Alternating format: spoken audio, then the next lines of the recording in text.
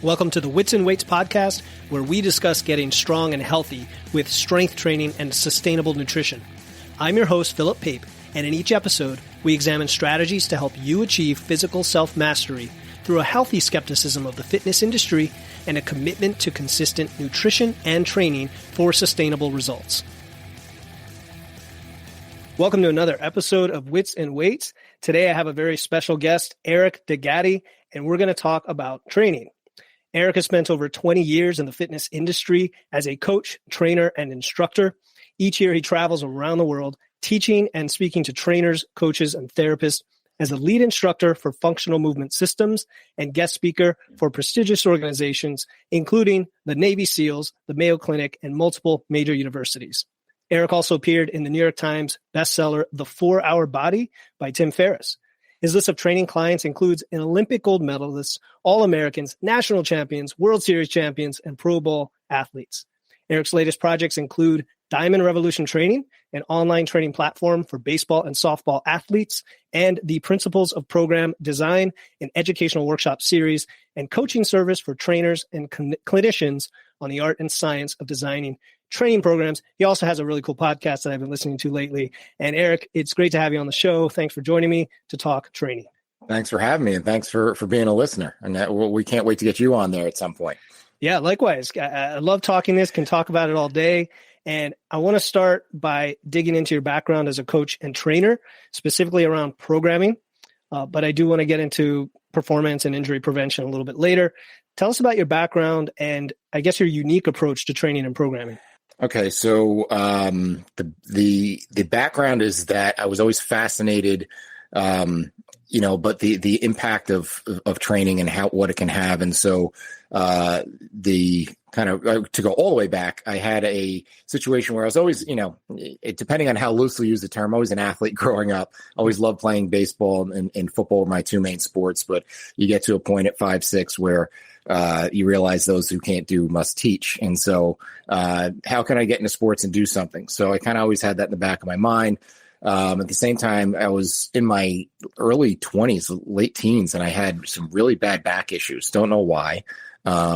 And was sleeping on the floor for about 4 months or so. And my mother, because I was just stubborn and stupid. And my mother said, look, you got to go get this checked out. You're not going to live your life like this. You're too young. So I went to my general practitioner. I didn't know any better. Wait in the office for 2 hours to go sit on, the paper for another hour. And then finally have him look at my back. I always joke, he looked at my back like I would look if you opened up the hood of my truck. Like I have no idea what I'm even looking for unless like there's an extension cord unplugged, right? So he looked at my back like that and said, oh, it could be anything. And I said, really? I just waited 3 hours for you to tell me it could be anything. So I got frustrated and I said, you know what? I'm just going to go to the gym. I'm just going to look at every machine or exercise that says back. And I don't care what it does or how it does. I'm just going to try them all. And I started doing it. And by shit luck, my back started feeling better. So it got me into investing time in the gym. And I said, you know what? If I'm going to invest this time, I want to at least know I'm doing it right. Started learning more and more and said, you know what? Let me give this a shot. And so went and started off with getting every certification that there was. And back in the, mid to late 90s, if you sent me a brochure or pamphlet in the mail for, hey, we got a certification, you got a sucker because I would buy it. So I did every certification there was and then lucked out and met some cool people along the way. I was able to do 2 levels of Paul Chek's internship with him. I did 2 levels of Charles Poliquin's internship. And then I also got the unique ability to meet both Lee Burton and Gray Cook when they were in the real early stages of FMS before it was even really a course. And so, when they had their first, one of their first live certification courses, I brought my whole staff there, and then kind of got hooked in and kept bugging them. And then they said, you know what, you kind of know this stuff. Why don't you come help us teach some courses? And that led to, hey, do you think you could teach a course? And became one of their lead instructors back in around 2005, 2006.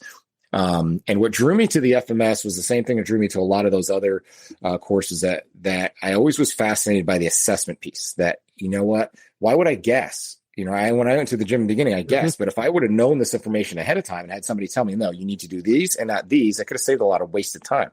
So anything that would teach me anything in terms of better information gathering and data gathering. So, I did every course I could, from a fitness side, but then also at the same time, my brother was going to school for his doctorate in physical therapy. So I'd steal his books and sneak into his classes and start to learn about stuff like Shirley Sarman, Vladimir Yanda, and concepts of movement and how people can gain better awareness and better performance through those types of avenues. And that led me down to all other trails, learning about, Alexander technique and Feldenkrais and all these different. And I said, you know what?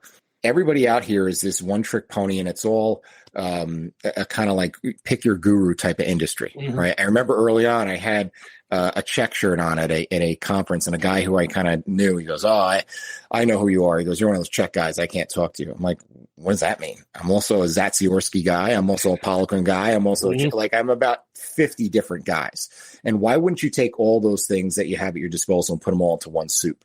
And so ever since then, it's always been this accumulation of what else can I put into the recipe and make it better so I can make this a more efficient and effective process. And that's kind of what the education's been and continues to be. And so trying to look at things holistically and not just go a mile deep, but also be a mile wide. There's a great term that Kelly Starrett uses called being a savage generalist. And that's what I strive to be daily. Wow, that's amazing. So you're like a sponge. It sounds like you started early, kind of. Most people have the back injuries later in life, right? And then they go through the MRI process and they go through that. And then maybe they get lucky enough for someone to tell them, maybe we should start getting stronger. And you came in from the other direction, right? And then we're talking the 90s.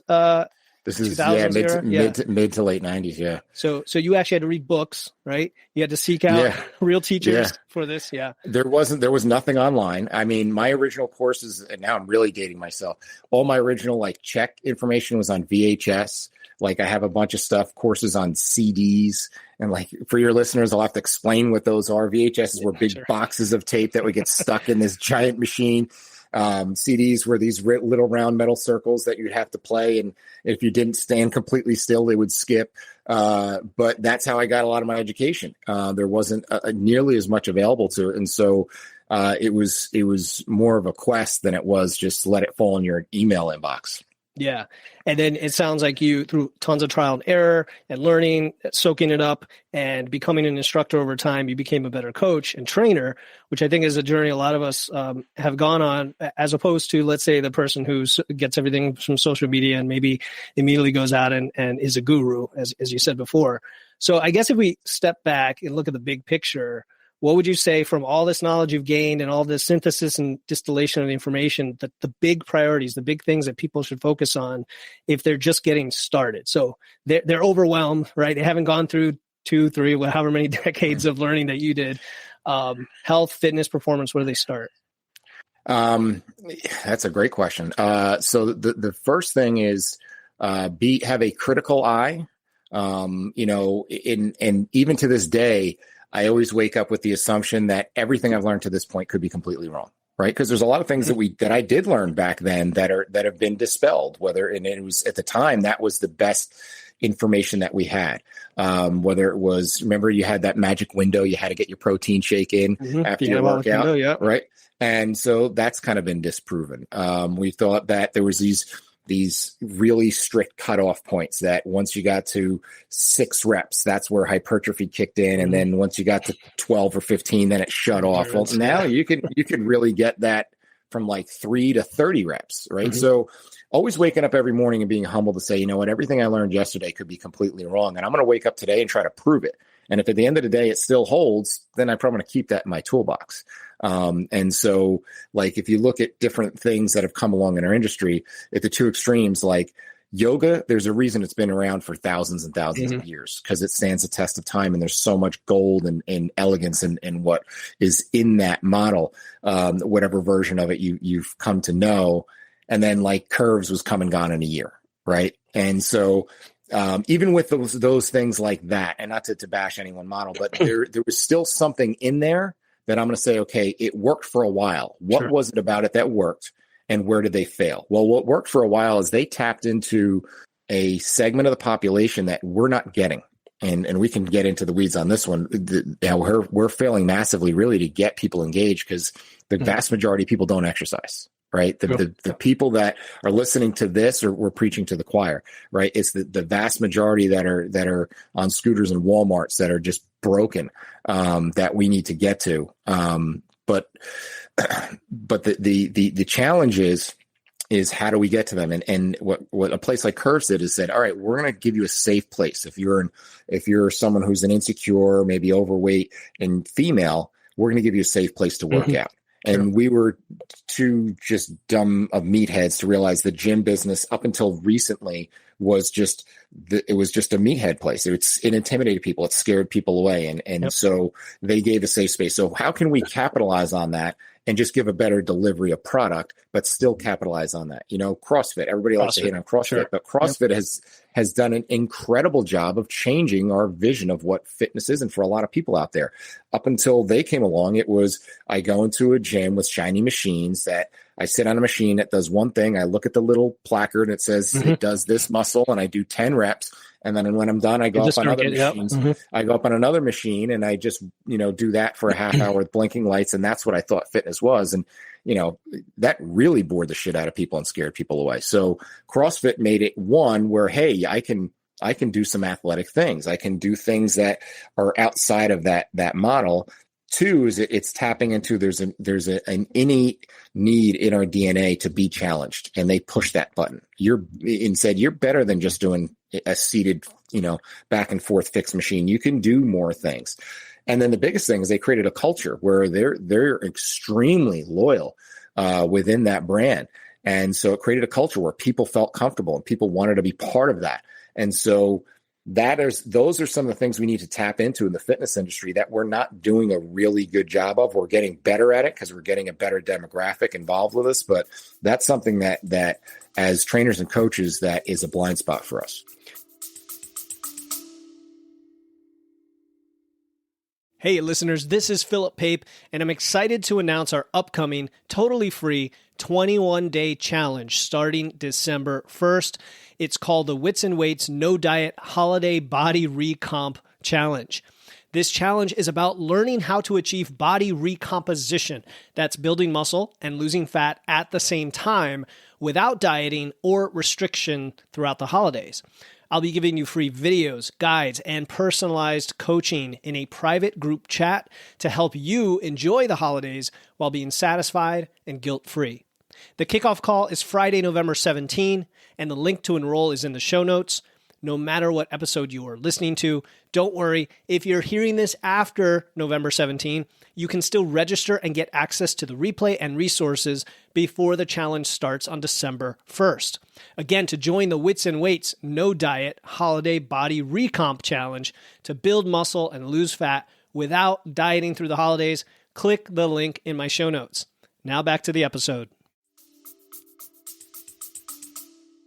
Matt, I agree with everything you said. There's a lot to unpack, but I want to touch on a couple things. So the CrossFit story is my story, just so you know. Most of my life was pretty sedentary. I didn't have an athletic background like you, and it was maybe when we were pregnant with our first kid that I said I need to get in shape, and CrossFit called to me for whatever reason. And I credit it for learning about barbells, learning the Olympic lifts, right? Maybe it injured me along the way too, but I learned a lot from it. And your insight here about appealing to more people and the average person who's just sitting out there not working out. How do we take something that we know is effective, right? You mentioned, I hate to use the term evidence-based, but effectively what you described earlier was the scientific method of taking things that work, jettisoning things that don't, and continuing to refine what we know and not assuming that we know everything. How do we take that approach combined with whatever we think is the most effective form of training? Maybe it's strength, maybe it's hypertrophy or whatever for an individual, and get them to do that. So like if we think strength is the foundation, how do we get more, soccer moms to be interested in that? So I think, and this is going to be a little bit different answer than trying to sell people on strength training, because I don't need to sell you on strength training. Sure. I need to sell the person who has no clue. And if we try to sell them on all the research and the data and all that stuff, they know all that. And everybody knows that we shouldn't be eating cheese-filled pretzels at the mall, but we still do it, right? So I'm going to say the first two things is, and this is a skill set that I don't think we have enough as coaches and trainers, is we need to be able to create an avenue of honesty and awareness. Okay. And I think that's where we need to start. Number one, awareness, to realize that most people don't know what they don't know. There's kind of that famous 4 levels of competence. There's the bottom layer is unconscious incompetence. You're screwed up and you don't even know it. Right. That's when someone walks into me and they do a movement screen, or we do something. They're like, wow, I can't even balance on one leg, or I can't even rotate to the right. I didn't even know, walking around. But now that I know, the next tier is that conscious incompetence, meaning I'm screwed up, but what do I do about it? That's where most Western medicine leaves you. They're going to slap you with a label and you have itis or whatever they're going to call it. And okay, I got that, but what do I do about it? Or am I that's my scarlet letter I got to live with, that I have, SI joint issues, or I have, sciatica, or I have all these things that people label themselves with, and they don't even know what it means. Then the next step is conscious competence, meaning you can do this, you can fix this, but you're going to have to be very aware to do it. It means you're going to have to change your habits. You're going to have to change your awareness. You're going to have to gain that. And once you do that for long enough, then that's going to become natural. It's going to become reflexive. That's the ultimate layer that we got to get you to, is this unconscious incompetence, where you don't think twice about, going for a walk as part of your day, because that's now part of who you are. Mm-hmm. And part of that awareness piece is also getting the awareness of, where are you coming into this, and at what point are you coming into this? And I always say, when we write a program, I need to know 3 things. I need to know about your past. What was your medical history, injury history, training history, all those things coming into it, because that's all going to factor in. Then I need to know where your present is. And that's where we really need to be honest. And that's where evaluation will kind of sift some of that out. And it's not to say, oh, you're dysfunctional or imbalanced, or all the terms that we like to use, but it's to say, okay, well, here's where we need to start, right? We can get to a lot of places. This isn't where you're going to end, but this is where we're going to start. And at that point is an interesting awareness piece of, where are you coming to it from? So you have 2 different segments of the population I talk about. You have people that are fragile, and you have people that are broken, right? The fragile people are the ones that, since COVID, have done the most movement they've done is to go get up and get the DoorDash, right? That they're very sedentary. And so because of that, their bodies are starting to wilt away and break down. And so that person comes into you and they say, oh, my shoulder, my hip, my knee hurts, right? That's going to be a very different person than the broken person. The broken person is the one who might have still been sitting on a couch doing Zooms for the last 3 years, but they've gone out and they've done obstacle course races, or joined CrossFit, or did whatever, and now their shoulder, hip, or their knee or back hurts. They're 2 very different people. If you just get out your recipe sheet for, here's what I do for knee pain, you're going to fail miserably. Neither of those people are going to get better, because they're there for different reasons. And they also may be going back to different environments. So you need to know, what's the future? Where do I need to get you to? Do you want to just be able to get up and down the stairs without pain? Or do you want to go play competitive tennis? And part of that is challenging people to say, is that all that you expect of yourself? Right? So at some point you looked yourself in the mirror and said, like, I don't want to feel like this. Like, I'm better than this. And like, barbells don't scare me. This is actually kind of fun. And I expect more of myself at my age to be doing what I'm doing, and kind of be able to push that button and have that real adult conversation to say, what is sufficient for you? And are you at that point? And, what are you willing to trade off to get to that point? Because it may mean you got to go to bed a little bit earlier. It may mean you got to maybe change your diet a little bit. And it may mean that you're going to have to do some training that may be a little bit uncomfortable at points, but that's going to get you to where you're going to be satisfied with your level of physical sufficiency. And so that's really a different approach, is really coming at it from an awareness and honesty place to say, if you got the person who's fragile, they're scared to death to move. My brother, does research, and he's, looked at outcomes, and he studies outcomes for a living. And he looked at what is one of the main reasons people fail in physical therapy. It is number one is fear and avoidance of movement. They're scared shit to move, right? So you tell that person, hey, you need to go train and work out. They're scared to death. So how do I get them in a non-intimidating way to get them to embrace movement? And then for the broken person, right? A lot of times they're broken because they're and I'm going to date myself again. Remember Al Bundy?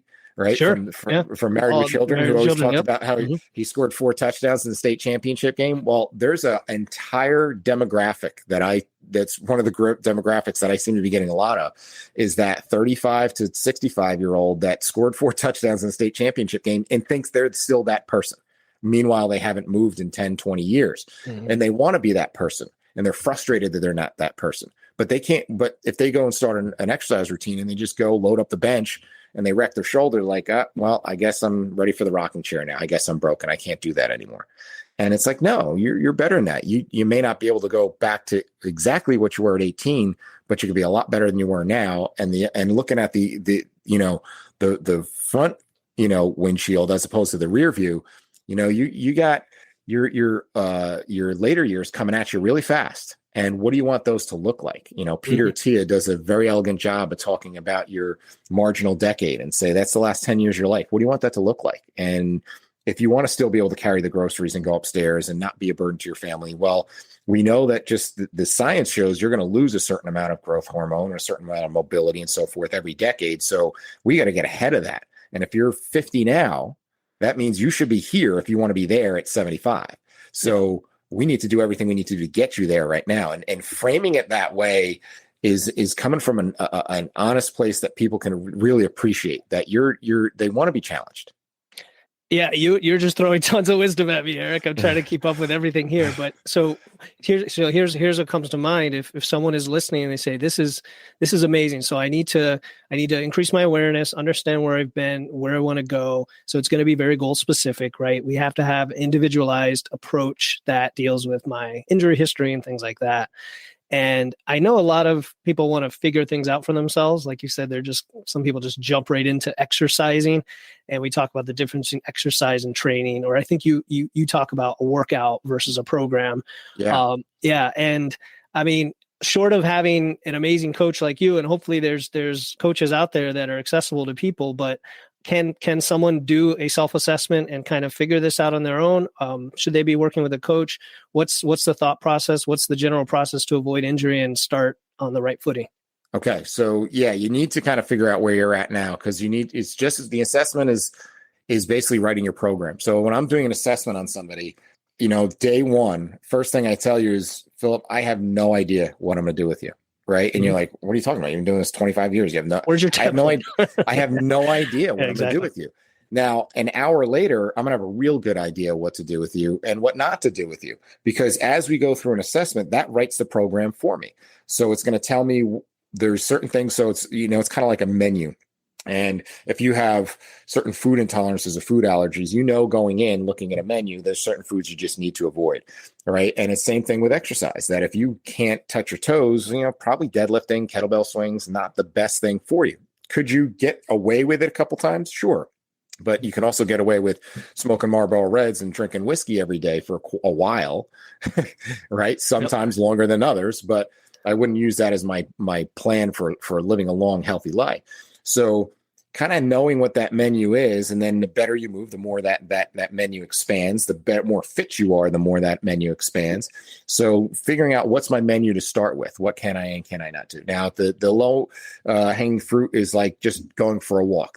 Everybody can do that. And some people don't even, we were talking before we went on and talking about Twitter debates. And like, there was a Twitter debate about if walking counts as exercise.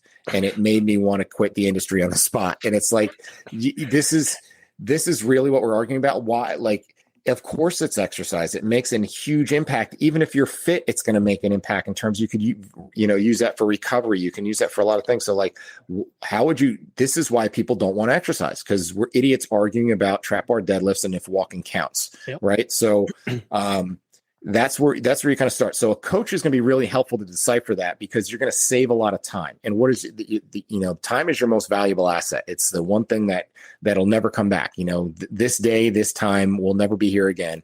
So how much is your time worth? So with that, for me, I'd rather save the time and invest a little bit up front and say, hey, where do I start? Now, if you get a good coach, the other thing they'll do is they'll not make you dependent on them. My goal is to get the training wheels off as soon as possible, so you don't need me anymore. I'm not here for you to count your reps or count your sets or show you exercises. I have means I can deliver that to you through an app and through videos and those sorts of things. The last thing I want to do is watch you exercise. My thing is to get you the game plan, right? You can get exercise for free on YouTube. Don't pay me for that, right? The thing is, you don't know which ones to do. You don't know when to do them. You don't know how many to do. You don't know, how to structure all of that. So that's what I'm here for. Don't come to me for exercises. If you're just getting exercises, then like you said earlier, that's just a workout. Now, that's not to say a workout's a bad thing, Every once in a while, a workout may be fun. You can go do something that's a workout and it's fun, but it may not get to your goal. That's what a program is. And there's a big difference between the two. Now, workouts can be within a program, provided they're specific for what your needs and goals are. Got it. And I think the parallel in the nutrition space, because that's what I do, would be, don't come to me for a macro plan. Don't come to me for a meal plan, right? We're trying to learn a bunch of skills that'll allow you to fire me in 6 months and choose how to get to your goal whenever you want in the future. So I like that analogy from a training perspective. And actually, a few years back, my back squat was terrible, and I finally said I've got to get a coach, because I had coaches over the years, but I got stubborn and said I can do this myself. Finally got a coach, and in 1 hour he fixed the things that had been plaguing me for 2 years. So just for the listeners out there, the time is money thing is really important, because now you've avoided years of potential injury and lack of progress. So yeah, I like that analogy, workout and a program. And we talked about it has to be individualized based on your goals, based on your movement capabilities. So and you said people will get stronger generally if they start on a movement they may be weakened. But let's talk about what did you say, broken, I think, person? Fragile and broken. Fragile and broken. And I don't know if broken also includes, let's say, an older client who might have arthritis in their shoulder and they just can't do an overhead press, for example. How would you handle that situation? So my first question back is, why can't they do the overhead press, Mm-hmm. right? So the arthritis doesn't necessarily tell me anything, because if you took an MRI and an X-ray of everything in my body right now, God knows what you'd find. Most doctors would tell me to lay in bed and don't move, right? But I still do everything I need to do. Yesterday I front squatted, I did pull-ups, I do all those things, and so if we look at a lot of these things, we can get scared. And unfortunately, there's some unscrupulous clinicians who prey on that to say, oh, you have a bulging discs, you have this disc, you have this spinal abnormality. You know what? 90% of people over 35 have that. If all of those caused direct back pain, everybody be be writhing in pain right now, but they're not. Most of that's asymptomatic. So why is this an issue for you? Is it a mobility problem? Right. And if it's a mobility problem, is it something I can even do something about? Is it a mobility problem because there's a joint issue? Well, that you may need to get some clinicians' hands on, or it may not be able to be fixed other than surgical. Or is it a motor control problem? Is it a strength issue? Is it any one of these issues? That's what we have to filter out first. So now I'm not guessing, because just to make the assumption, I have arthritis in my shoulder, I can't overhead press. Well, I don't buy that. I have to find out why, and find out why do you have the restriction. And then there may very well be a restriction. And then here's the reality. You could also live a really long, happy life without doing an overhead press. And so I still need to give you the capability to get your arms overhead so you get something out of the cabinet or get your shirt on. But it doesn't mean I need to overhead press a dumbbell. There's a lot of different ways I can go about that. And there's a lot of different, artful ways I could make regressions and lateralizations, to steal a Charlie Weingroff term, of those things that will create a similar effect without causing more damage. Okay. Yeah. So that's a fair point, right? People get stuck in thinking they have to do certain movements to get stronger. They have to get certain movements to build muscle. And you're saying that there are plenty of options there, and you have to work with the person and figure out what it is. Now, here's the other thing. I'll as a counter argument to those people who get caught in this dogmatic thing of you have to do your push pull strength, right? All that whole laundry list that we all know is, are you the term the phrase I like to use, are you training to get good at exercise, or you're training to get good, right? So there's a lot of people who move really, really well. Like, go watch a martial artist, go watch like Ido Portal or somebody like that move, and ask them when the last time you did a dumbbell overhead press. Mm-hmm. Like, we're so dogmatic, and we're thinking that it has to be confined to this set of exercises. And what if I get better at that? Did I really get stronger, or did I just get good at an exercise? Right? Real strength is where I can walk into any setting and I can actually apply that, right? If I'm only good at your exercises that you pick based on a set of confirmation biases that you have, I'm just good at your workout. I'm not really strong, right? When I can actually go and do things, like the joke I like to use is, if you work out all the time, but you still can't help me move a couch, your workout sucks, right? You should be able to apply that in multiple ways. Now, there is some levels of specificity. You're not going to go from being a champion cyclist to a champion marathon runner. We saw that with Lance Armstrong. He's the greatest cyclist in history, but was a middle of the pack marathoner. There is some specificity in there, but there's a general physical preparedness that, you don't need to do. And you could never touch a barbell or a dumbbell and still be very, very capable at those things. Agree. Hey, this is Philip Pape, letting you know that applications are now open for one-on-one coaching. If you're a busy working professional who has tried dieting and exercising for years with little in the way of results, and you want to lose fat, get lean, or feel confident in your body without excessive dieting, cardio, or restrictions, just go to witsandweights.com/coaching to apply.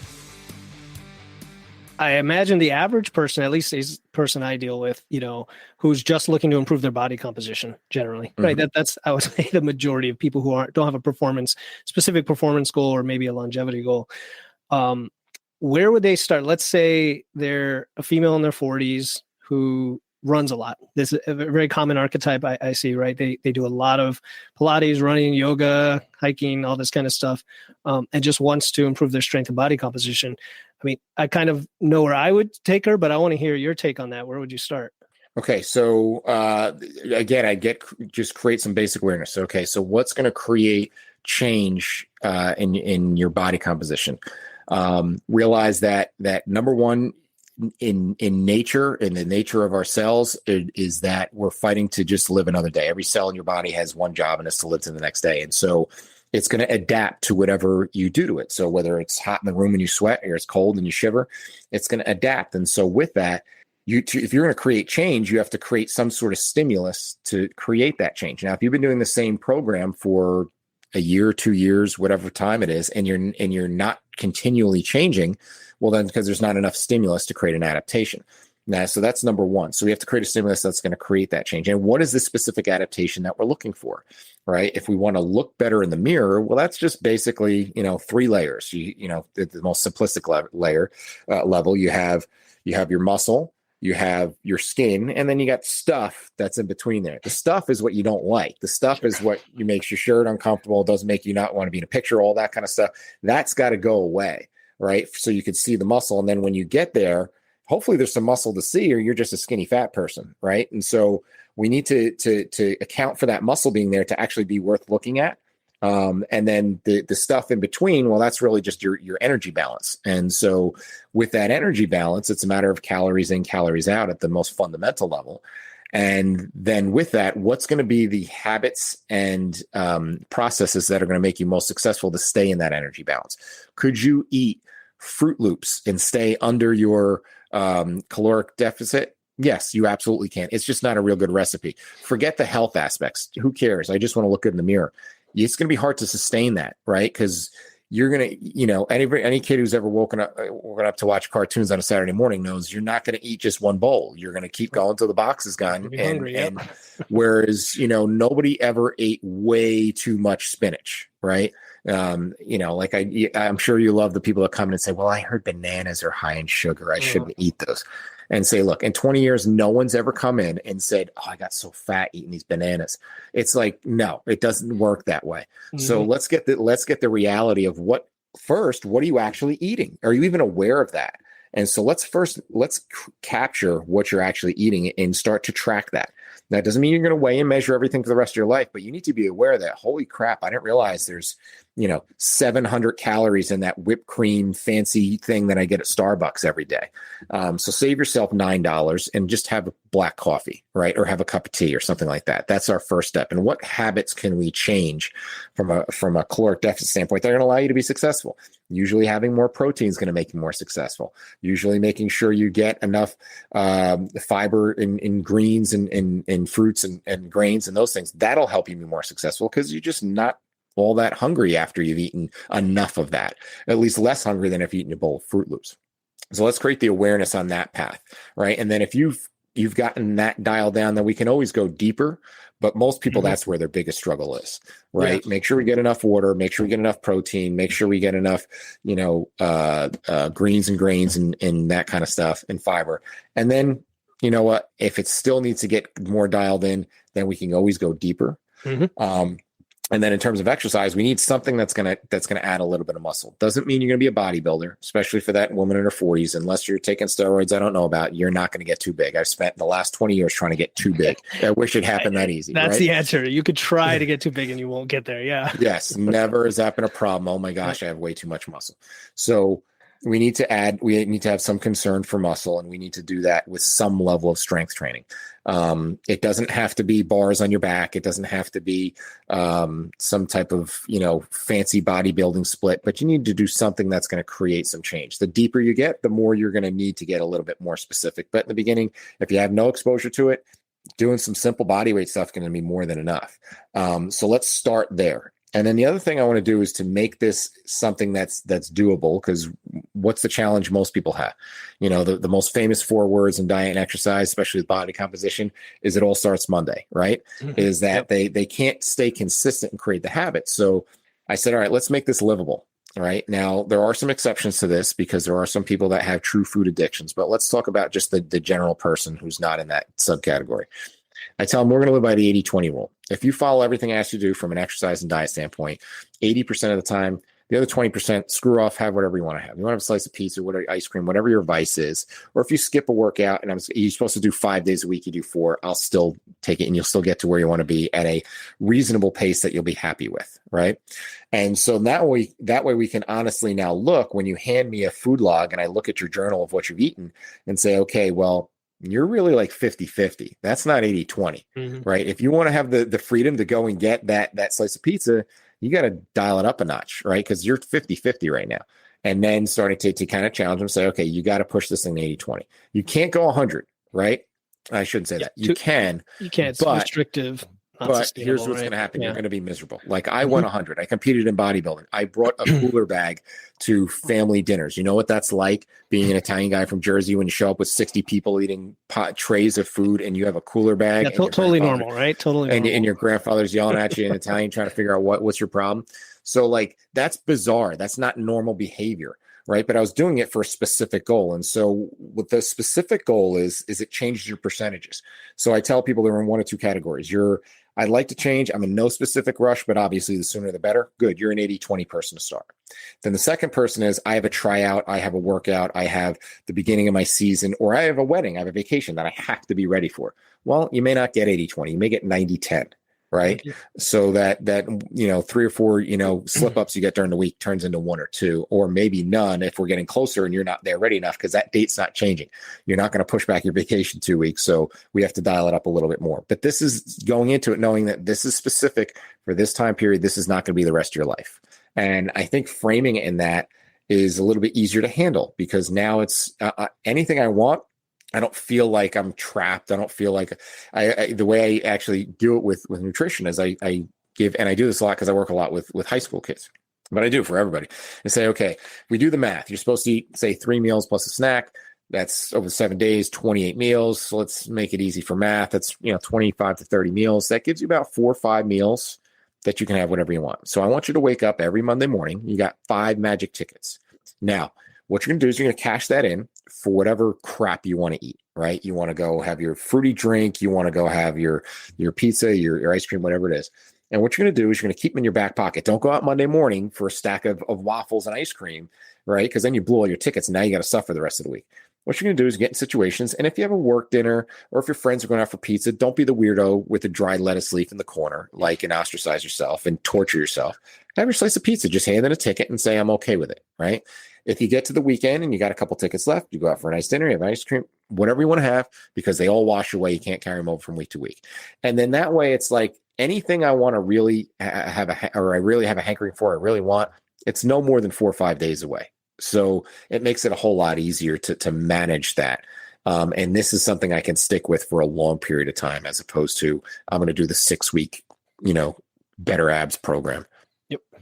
Yeah, I agree with everything you said. I mean, going back to the tracking to start, I know there's controversy people have when it comes to tracking. Does it cause issues? And I think the evidence supports that, tracking is associated with better outcomes, assuming you didn't have some issue beforehand with tracking. But your strategy of how do we how do we deal with emotional and compulsive eating? We do it by thinking ahead and planning. And there's different ways to do it. And I like your strategy of the tickets. I actually hadn't heard that. Are these physical tickets? Or No, they're mental tickets in your head.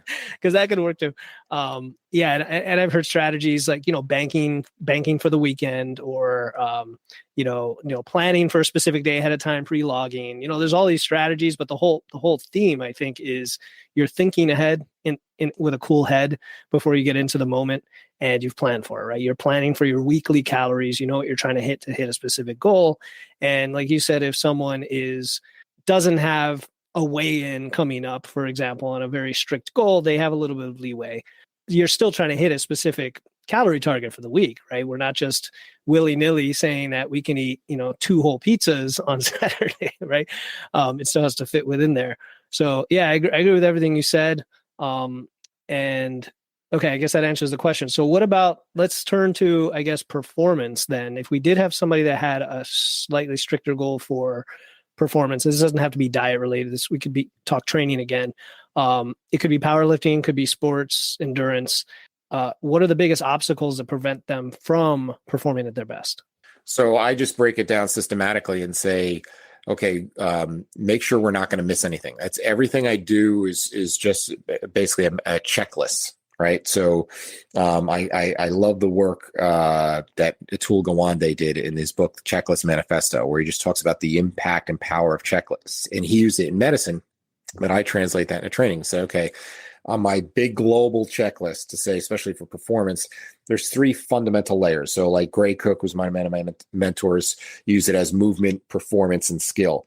And to kind of take a step back so people can understand that the layperson, when I explain it to him, I say there's competency, there's capacity, and then skill. So competency is, can you even get into the positions and shapes and postures you need to get in to perform that thing, whatever that thing is you're going to do. So, you want to go play tennis.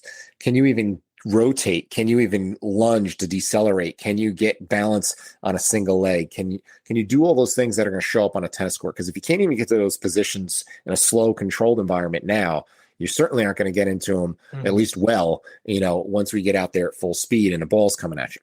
So I want to check the competency box. Do you at least have that baseline of movement competency? Then from there, I'm going to look at your capacity and to say, okay, are you physically fit enough to play that sport? And then that means you need to generate you need to have a certain amount of strength. You need to generate a certain amount of power and speed, have a certain a level of agility and so forth. And then from there, we can look at the specifics of, hey, I can't get to my forehand because of a lack of, rotation of my T-spine, or I'm struggling with my serve because I can't get hip extension. Whatever that may be, we can dial that down, but most people go right to that, right? They're going to come in and say, oh, I went and my tennis coach said I can't get hip extension. He gave me these stretches I should do. I'll say, whoa, back up. Okay, so did he know that you can't even touch your toes? Like that would probably be a bigger start than trying to do some really specific stretch, because maybe if we clear up the big global stuff, that really local specific stuff, that may just go away. And we also may check a whole lot of other boxes in between. So we kind of start global, and then we'll go down to regional, and then we'll go down to really local when it comes to movement. And then the same thing will happen when it comes to the levels of competency, and then translating that to skill. So that's really just the checklist that I go through. And the higher you go up the chain, the more specific you get. So that's really how I kind of go through that journey with an athlete and explain to him that we're still going to have to go back and check those boxes every once in a while, because if we get too deep into capacity, we may actually steal from some of our competency, right? And I've seen that too many times. I worked in the NFL for 9 years, where more than one athlete has told me, I moved so much better before I got into the NFL. Now, obviously, there's the physicality of the game that beats them up, but they say just athletically, I was just more athletic before I got here, and they kind of train that out of me, unfortunately. And we have to make sure that we don't do that we don't screw people up. Now, as far as capacity, is there an aspect of capacity that is universal? I mean, between different sports and different types of athletes, where you see a recurring theme that's common, if you know what I'm getting at? Yeah. There's some baseline, markers, and that's, again, having a system. You have baseline markers to say, okay, once we've hit this, unless you have a very specific goal for strength, as an example, I think we're strong enough And then now we can move on to other things, right? And I have those things. So a lot of times I'll start off athletes with a lot of unilateral training in the beginning. Say, okay, I want to have you be able to do a single arm floor press. I want to have you be able to do a Bulgarian split squat. I want you to do a single leg RDL. And for every one of those, I have markers relative to body weight that I want you to be able to hit. Once you can hit those, if we need to go deeper down the road of strength, then that's where we can get, more specific that way. But once we've kind of hit those, my job is just to maintain those. And every once in a while, I'll keep those in there just to make sure we're still hitting those marks. But now there's a lot of other boxes to check. Like when I talk about my performance pyramid with an athlete, there's 59 boxes of things that we want to look at. So I say, I can't spend all my time working on strength. It's one. I got 58 others I got to get to. So yeah, you want to get to a minimum. Okay. By having markers say, at least you've hit the minimum. Now, do you need more than the minimum for your sport?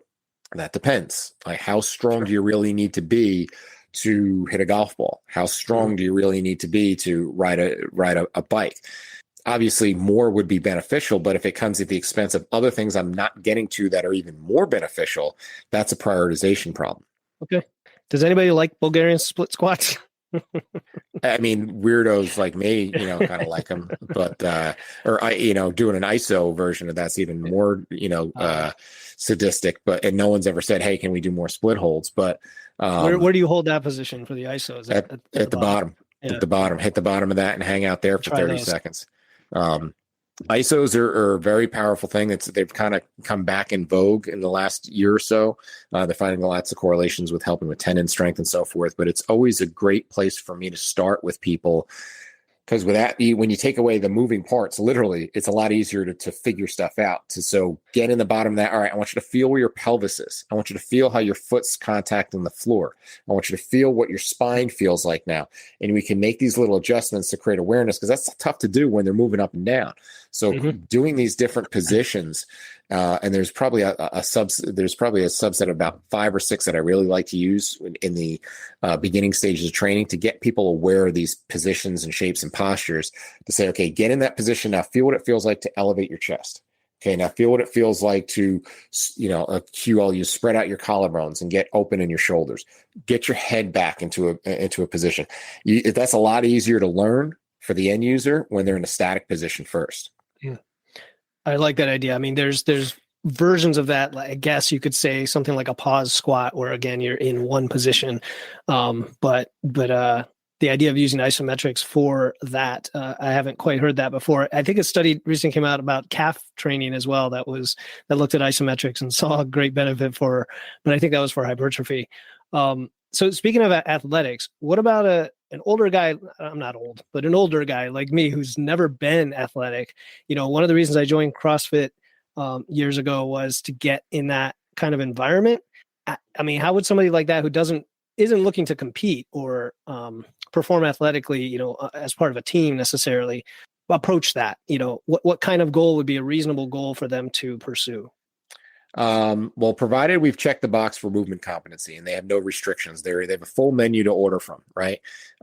That's where we look at some simple things. And if I had to have a checklist of like desert island things that you could do, jump rope's going to be really high on that list. Okay. So it creates not agility is the wrong word. It creates rhythm.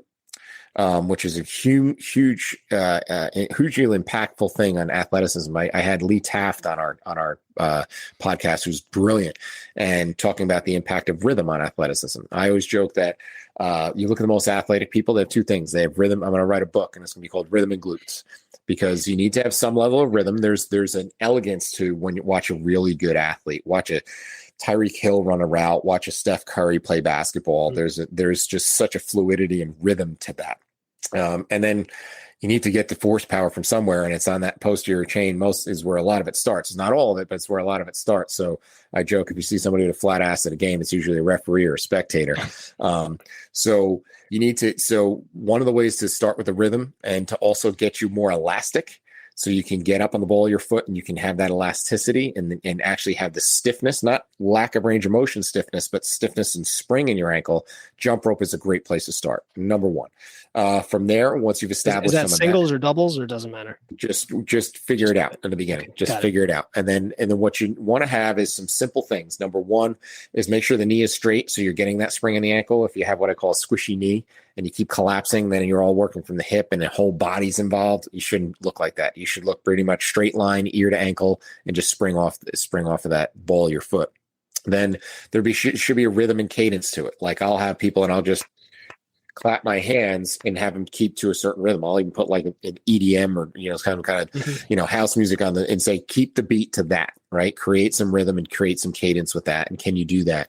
And then my last cue is always make it look easy, like smile, relax, breathe through your nose. You shouldn't be grinding. You shouldn't be gripping the handles, like get smooth and relaxed. That's going to have such carryover to athleticism, whether you're playing pickup basketball or tennis or whatever it may be. So that's where I start. And then from there, the next thing is sprinting. Right. Being able to sprint and like go all out, because there's a big difference. And that's why you see, go to any beer league softball game and you'll see a bunch of people with yanked hamstrings and torn Achilles, because even though that person may go to the gym and jog, 5 miles a day, there's a whole different representation and synchronization of how your muscles work when you change over from a jog to a sprint. And then as soon as you have that high demand, if I need to use this right now on your Achilles, on your hamstrings, that's when they pop and they don't have that. So you need to work up to be able to do some sprinting. And it doesn't have to be long. You're not doing gassers here. You're not doing this for conditioning. You're doing it to be able to access the muscles you do have, access the strengths you do have right away. Right. And so can I just do, and there's some really simple protocols you could follow. Zach Dekamp from, whereas he's at TCU, has some great protocols. Derek Hansen has this very simple 10 yards, 10 sprints protocol that he uses. Just sprint 10 yards all out, like hairs on fire, walk back, and then do it 10 times and then do multiple rounds of that. Like really simple stuff like that. That's where I would start. And if I could only pick two, those would be the things I would do. Jump rope and sprint. Yeah, I like that. I used to love the, what is it? Death by 10 meter sprints or whatever they did in CrossFit. That's excellent. So kind of related to that. I'm sorry to cut you off, but going back to that, that's sprinting for conditioning, right? Okay. That's not what I'm talking about. That's not what I'm talking about. So, okay. And that's really dependent on your goal. And if you're doing it for conditioning, great. But if you're doing it to improve your speed and athleticism, there needs to be enough time for you to recharge and have quality. And so like there's a system that I use when I have athletes sprint, where they'll sprint either for distance or for time, whether it's you're going to sprint a 40-yard sprint or you're going to sprint for 5 seconds, whatever it may be. And you're going to take an ample amount of rest. So you may take 2-3 minutes, and then your job is in your every rep is to meet or beat or at least come within 10% of that last one. So if I gave you for easy math, I gave you 5 seconds to run 50 seconds or 50 and you got 50 yards, your next rep has to be at least 45 yards in those 5 seconds. Once you can't meet that marker, your quality has gone down. And now all we're going to do is get really good at being slow. So that's going to be my quality control. And if you can do that 10 times, great. If you get 2 and you lose that quality and you drop off more than 10%, go home. You're done. Interesting. So it almost sounds like you can combine this. I know some people like to do short hit sessions, Tabata or 1-2, 1-3 ratio, all out versus rest. It almost sounds like it could fit in there, from a time efficiency standpoint, with the addition that you control the quality, like you said, and try to hit that time. Don't just go all out and start slowing down. You would have to be pretty fit to do this on a Tabata protocol or that shorter rest period. Yeah. So if you're doing it for conditioning, that's going to be a different animal. If you're doing it for speed, you need a ton of rest, and you're not going to do a ton of reps either. Right. Like if you go all out and do, even 6 all out sprints anywhere from 20 to 40 yards, you're going to know it if you've done it truly the way you should do it. There was a football team that a high school football team that I used to work with a lot of their players. Their coach had this thing, and I guess because it sounded cool, where they'd run 40-40s, and it was horrible for every aspect. It doesn't translate to football. All it did was give me a ton of business, because the amount of Achilles, low back, hip flexor strains, hamstring pulls that I got from this one school, because that was their protocol. It was great for business, but it was horrible what they put these kids through. Yeah, that's crazy. So I get your point, fair point about the conditioning versus the athletic development, and recovery, I think, is important from a even larger perspective for a lot of people that I see working out 4, 5, 6 days a week. And I've gone through this myself where you just get beat up, right? And it kind of, even when you try to take deloads, it seems to catch up with you and never quite go away. I mean, how do older folks manage that volume and manage that recovery who really like to work out? Okay. So I use tons of analogies. So I always explain this to clients in the beginning that you're basically the farmer, and you have seeds and you have soil. Your training is the seeds, and the soil is what happens the other 23 hours in the day. Now, if you go and plant your seeds on a rubber workout floor, nothing's going to grow there. So what makes you have rich, fertile soil? It's your habits and activities. Those are the 23 hours a day. It's number one, your sleep. Number two, or 1B is your nutrition. So if you're up till 2 a.m, watching Netflix or playing Call of Duty, and you're, drinking soda or bang drinks or whatever it may be, and that's the only way you can keep yourself going, eventually, you're just kind of living on credit, and that bill's going to come.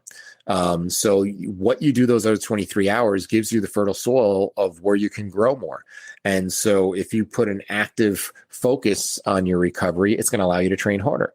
I mean, the ultimate is when guys and people use steroids because it boosts your recovery, so they can train for endless time and not break down as much. And as soon as they come off, they fall apart. So it's really managing how much recoverability have you built, how much resiliency have you built, and then that tells me how much I can push and how hard I can push. And there are great markers you can use to kind of gauge that, to know when it's time to peel back or when it's time to go. And I have a readiness screen that I teach in our course and that I use to do with my clients every morning. It takes about 3 minutes, and it looks at your movement competency for that day, because maybe you could rotate freely both ways last time I saw you, but since I saw you, you might have slept on the couch or had a cross-country flight, or you played 72 holes of golf, and all of a sudden you can't rotate right. And I was supposed to have you do some sort of medicine ball drill or something, and I want to know that before I get started, right? So I look at your movement competency, and then I look at some other markers that just kind of look at your overall global readiness, whether it's looking at your grip strength, whether it's looking at a timed breath hold, or if you have technology that can tell me about your resting heart rate, tell me about your heart rate variability. All those things put into the soup kind of give me a picture of where you're at, as well as their own self-assessment. And they're not going to offer that information coming in the door. They're going to come in and they just assume they're going to do the workout. And then all of a sudden I put them through stuff, and you normally hold your breath for about 25 seconds. Today was 14 seconds. What's up? Well, I slept like crap. I'm stressed out. Work's been really brutal. And now you're starting to reframe. Okay, well, this isn't the same organism that I wrote this program for. Mm-hmm. I might need to change what I'm doing here. I can't plant the same seeds the same way that I thought. And so I need to adapt that program to that individual. So looking at those factors, if you have ability to look a little bit deeper, and that's, things like an Aura ring that looks at your sleep, or something that looks at your HRV, like a Morpheus strap or one of those types of things. Mm-hmm. It's going to, the accuracy of some of those things comes into question sometimes, but sure. It's not going to, if we're using it just for general awareness, it's to say, wow, I never realized that, when I have a couple drinks at night, my HRV crashes. Right. Maybe not try to have that drink and see if that affects my workout the next day. Sure. Or if I go to bed a half hour earlier, my workout, I'm a different person. My focus the next day at work is completely different. And again, it goes back to that honesty and awareness piece of, wow, I didn't realize these things I were doing were either building or detracting from my health. Yeah, I love that. Not only the 23 hours being the focus, but building that awareness. It's great when you have a coach who can help you do that assessment before the workout, but even collecting the data, like you said, and looking at the trend. I actually have an Aura ring myself, so I know what you mean, where you're just like, oh, what's happening? Or you ate too late, or, like you said, you had a few drinks, something like that. All right. Anything else you want to share, Eric? Oh, I could go all day if we wanted to share stuff, right? We could probably talk shop all day. I did have one quick question. What's your favorite movement if you had to choose just one lift? Just one lift? That's tough. If I had to, it's going to be a kind of a three-way tie of, if I had to go either some variation of a deadlift, right? Whether it's single leg is probably the one I program a lot more than just a bilateral deadlift. But if I'm going for the masses, I would say single leg deadlift. And then push up would be a close tie with that, because there's so much that can get involved if you do a really good quality push up. And then Not far behind would be some type of carry would be in there as well. Because I'm looking for stuff that are going to check a lot of boxes at once. So if you only give me one, I got to pick one that's going to cover a lot of ground. So I would probably go 1A, B, and C with those three. Okay. No, and those are all unique. I wouldn't have guessed, right? I would have thought maybe a traditional big lift or something like that. So single leg deadlifts, you've inspired me to do more unilateral movements and isometrics now. And then you said push-ups and carries. So carries like farmer carries, we're saying, right? There you could do overhead carry, farmer's carry, rack position carry, unilateral, bilateral, 6-position carries. There's so many different variations, but carries are going to get a lot of good things going in terms of posture, body awareness, grip strength, just general, you're getting core in there. You're getting a ton of stuff going in there that you would never realize until you've actually done a carry and realize how smoked you can be afterwards. I like it. All right. Well, this has been a lot of fun. I do have one more question. Where can the listeners find you, learn more about your work? Okay. Easiest place is the hub is just my website. It's just my name, Eric Dagati, EricDagati.com. And on there, I have, links to all those projects that I'm working on, as well as a Ask Eric button on there where you can just put in a question and it goes right to my email. Since, platforms like this, we don't get a chance to interact with people. So someone may hear this and say, hey, I heard you talking about, carries, where should I start with that? Or how do I pick my weight? Or how long do I carry? Those kind of things, send those to me. And then as well as on my media page, I have all previous podcast appearances, all my social media links. I try to do my best. It's tough to keep up, but I try to do at least 1 or 2 posts a day with just some informational stuff to kind of pay it forward. We do clips from the podcast that we put up. So those are great ways to keep in touch and follow me. And that's the Principles of Performance podcast. Right. Principles of Performance podcast. Yep. Yes, sir. Okay. I think I missed that in the intro.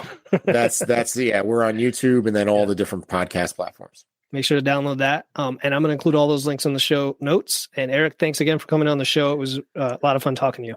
Awesome. Greatly appreciated. Thanks for listening to the show.